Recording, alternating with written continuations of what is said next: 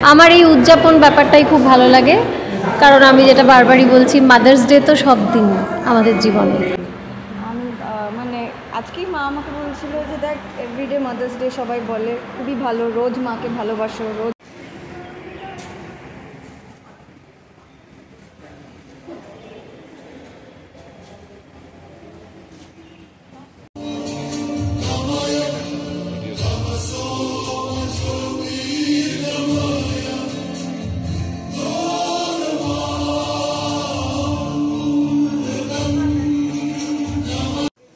Anindita Sarbadhikari, doctor রেশমি শর্মা, আরতি Ganguly, lily Ghosh নাম করবেন,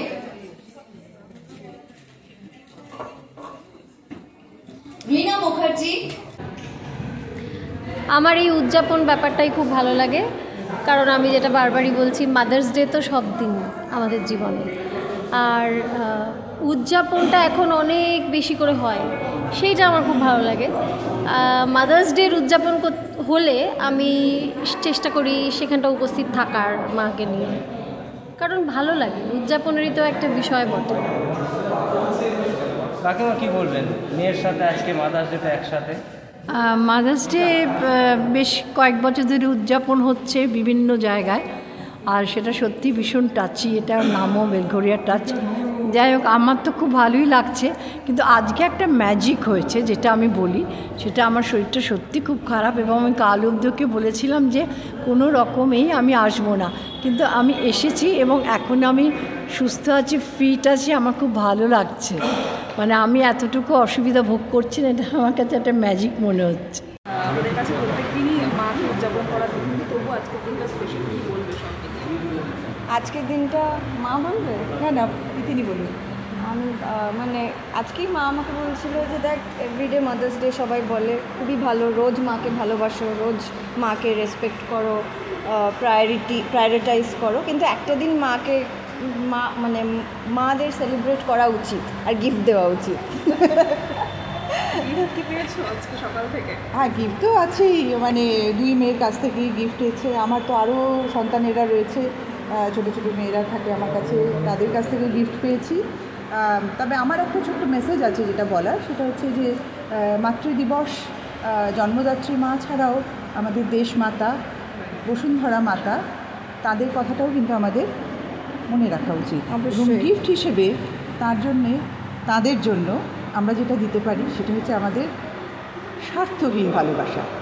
আমাদের এই যে সমস্ত ভালোবাসা এবং সমস্ত কিছু দেওয়ার মধ্যে যে কিছু একটা স্বার্থ জড়িয়ে থাকে, যে কারণে পৃথিবীর আজকে এই অবস্থায় এসে দাঁড়িয়েছে, এত যুদ্ধ, এত বিদ্রোহ, এত হত্যা, এত রক্তপাত, তারপরেও যেন মানুষের শান্তি হচ্ছে না। সত্যি সত্যি আমাদের পৃথিবীর মা, আমাদের দেশ মা কি ভালো আছেন? অবশ্যই ভালো থাকতে পারে না।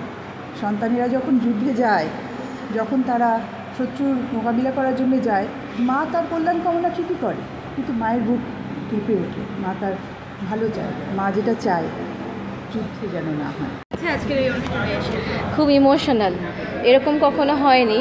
আর্টিস্টদের সবসময় মঞ্চে তুলেছে, কিন্তু আর্টিস্টদের যারা বানিয়েছে এই স্কাল্পচারটাকে, যে ছোট্টবেলা থেকে স্কুলে নিয়ে যাওয়া, মাধ্যমিক পাশ করানো, বিয়ের পিঁড়িতে ওঠানো, এই সব যারা করেছে তাদেরকে মঞ্চে এনে তাদেরকে এই দিনটা উৎসর্গ করা হচ্ছে। It's a very emotional day.